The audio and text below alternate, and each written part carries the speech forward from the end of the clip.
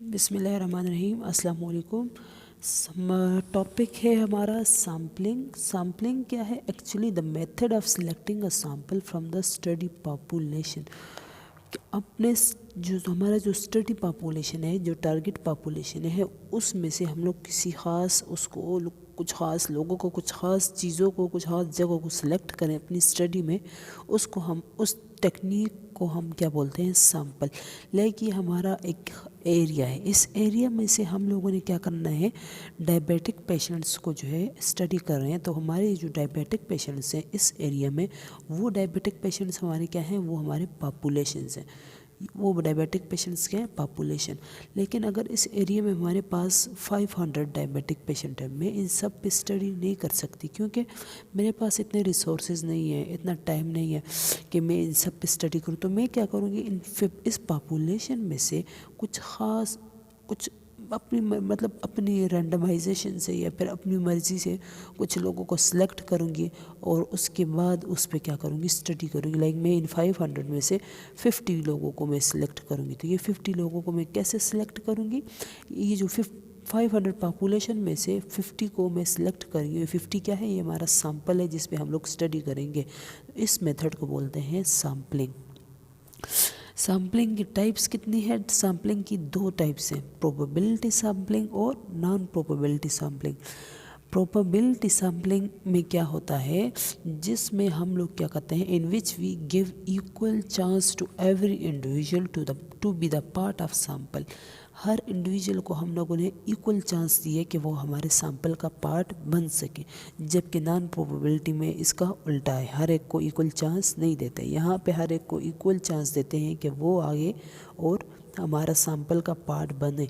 यहाँ पे हम लोग हर एक को इक्वल चांस नहीं देते, बल्कि जहाँ तक हमारी पहुँच या फिर अपनी मर्ज़ी से या फिर कुछ लोगों को हम लोग सिलेक्ट करके उस पर स्टडी करते हैं।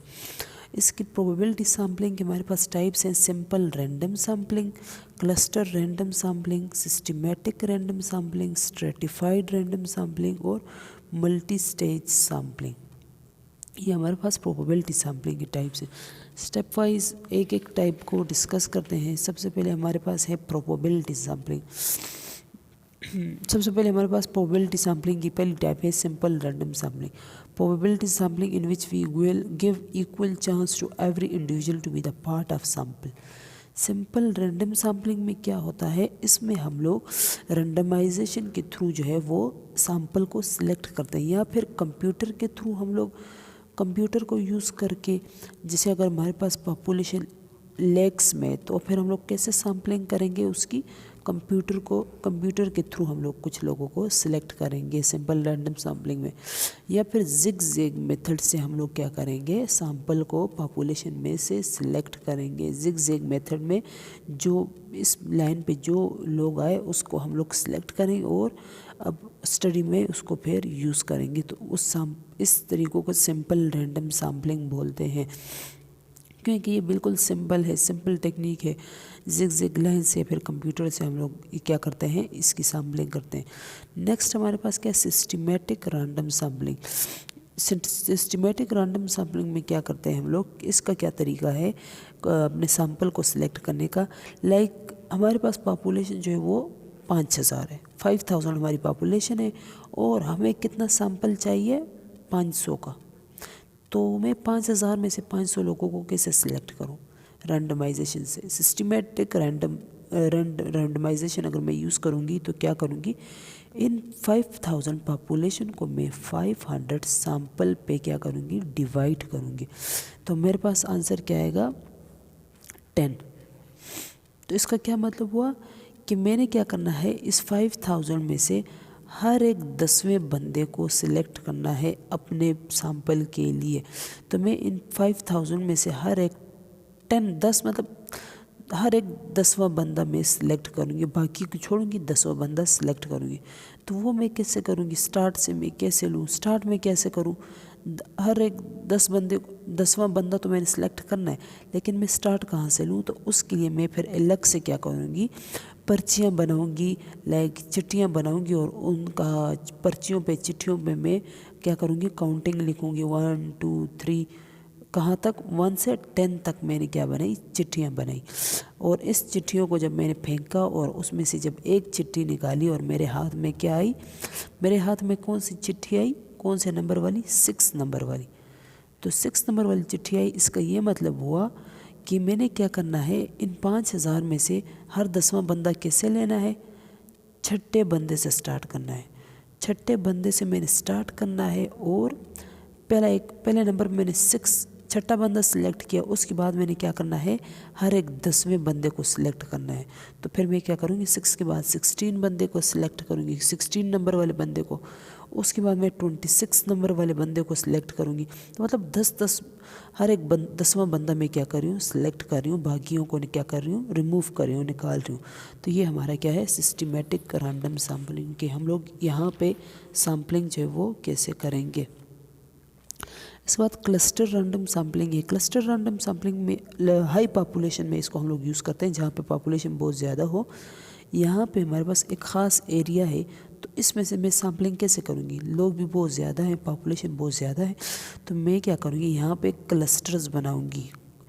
कंप्यूटर के थ्रू यहाँ पे मैंने क्लस्टर बनाया और इस क्लस्टर्स में से भी मैंने क्या करना है, इस एक क्लस्टर को सिलेक्ट करना है। इस एक क्लस्टर को मैंने क्या किया, सिलेक्ट किया और फिर यहाँ के लोगों को स्टडी किया। इस एक क्लस्टर को मैंने सिलेक्ट किया। अब इस क्लस्टर पे मैंने क्या करना है, सैंपल अगर लेना है तो मैं कौन से टेक्निक से लूँगी, सिंपल और सिस्टमेटिक। क्लस्टर ले लिया, अब मैंने इस पे क्या अप्लाई करना है, सिंपल रैंडम सैम्पलिंग और सिस्टमेटिक रैंडम सैम्पलिंग। ये मैंने अब इस पर क्या करना है, अप्लाई करना है और यहाँ से सैंपल इस तरह से मैंने क्या करना है, कलेक्ट करना है। स्ट्रेटिफाइड रैंडम सैम्पलिंग में मैंने क्या करना है, यहाँ पे हम लोग पॉपुलेशन को जो है वो एज, रिलीजन की बेस पे क्या करते हैं, डिवाइड करते हैं या सिलेक्ट करते हैं। जैसे मैं यहाँ पे मैं एक पाई चार्ट पे मैं शो कर रही हूँ कि ये इतनी परसेंटेज हमारे पास क्या है, मुस्लिम्स हैं, और इतने हमारे पास क्या है, हिंदूज़ हैं, और यहाँ पे हमारे पास इतने क्या है, क्रिश्चियंस हैं। तो ये मैंने रिलीजन की बेस पे क्या की, सैम्पलिंग की। तो यहाँ पे हम लोग एज, रिलीजन की बेस पे क्या करते हैं, सैम्पलिंग करते हैं। तो इसको स्ट्रेटिफाइड रैंडम सैम्पलिंग बोलते हैं। मल्टी स्टेज सैम्पलिंग में क्या होता है, मल्टी से ही पता लगता है कि इसमें हमारे पास जो मेथड यूज़ होते हैं सैम्पलिंग के, कि कैसे सैंपल कलेक्ट करना है, वो हमारे पास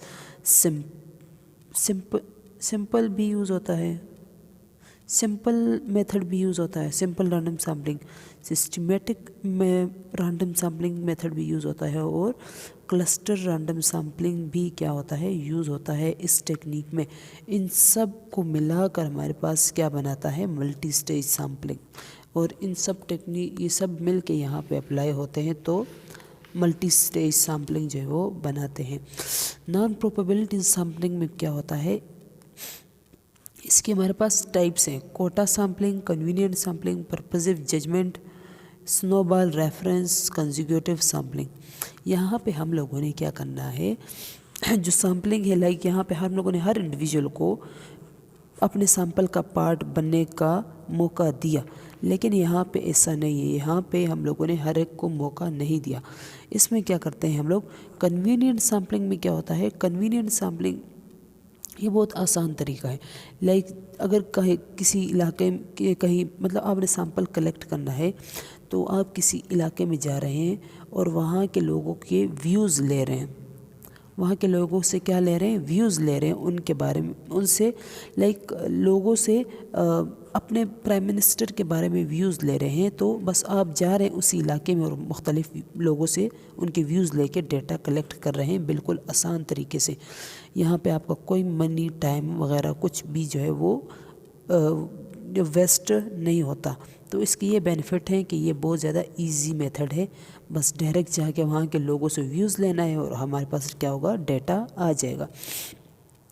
कोटा सैम्पलिंग में क्या होता है, यहाँ पे हम लोगों ने क्या किया होता है लाइक अगर किसी कॉलेज में एडमिशन हो रहा है तो तो अगर उसमें ये रूल होता कि फ़र्स्ट कम एंड जो बंदा पहले आ गया उस वही एडमिशन लेगा, तो ये तो गलत हुआ ना, क्योंकि कुछ लोग जो वो दूर रहते हैं तो फिर उनके आने में तो टाइम लगता है। तो फिर यहाँ पे हम लोगों ने क्या किया है, एडमिशन लेने के लिए मेल और फीमेल्स के लिए फिर क्या करेंगे, सीट्स अलग सीट्स जो है वो क्या करेंगे, अलग सीट्स वो करेंगे कि मेल की हमारे पास 50% है और फीमेल्स की भी क्या है 50% सीट्स हैं हमारी। तो ख़ास सीट्स जो है हम लोगों ने यहाँ पे क्या किए, मुकर्रर की हैं मेल और फीमेल्स के लिए। तो इसको बोलते हैं कोटा सैम्पलिंग, कि हम लोगों ने क्या किया है, कोटा की बेस पे यहाँ पे एडमिशन दिया है। इसी तरह हम लोग कोटा सैम्पलिंग में क्या करते हैं, किसी लोग क्या करते हैं 50-50% चांस देते हैं मेल और फीमेल्स को, तो इसको बोलते हैं कोटा सैम्पलिंग।